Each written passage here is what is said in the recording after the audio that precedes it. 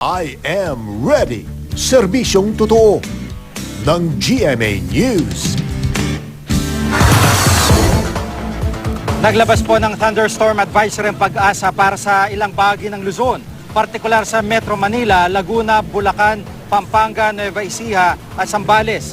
Sa Mindanao, apektado ng thunderstorm ang ilang bahagi ng Bukidnon, Agusan del Sur, Davao del Norte, Compostela Valley, Davao City, Davao del Sur, Surigao del Sur, Misamis Occidental, Lanao del Sur at Zamboanga del Sur.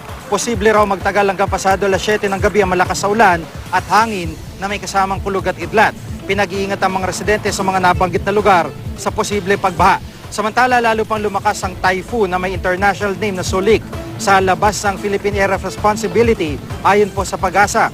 Sa track ng Weather Central, bukas na ito posibleng pumasok ng PAR. Sa Sabado naman ay inaasahang lalabas na rin ito.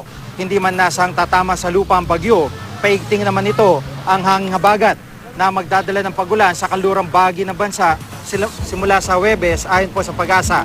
Mananatili namang maaliwalas ang papawirin sa malaking bahagi ng Luzon bukas ayon sa datos na nakalap ng Weather Central. Magiging maulap naman sa kanlurang bahagi ng Northern Luzon at ilang bahagi ng Southern Luzon. Mataas din ang tsansa ng ulan sa Metro Manila, lalo na sa hapon at gabi. Sa Western Visayas, posibleng magkaroon ng katamtamang lakas ng ulan. Magiging bahagyang maulap din sa malaking bahagi ng Mindanao, partikular na sa rehiyon ng ARMM, Soc-Sargen at Zamboanga Peninsula.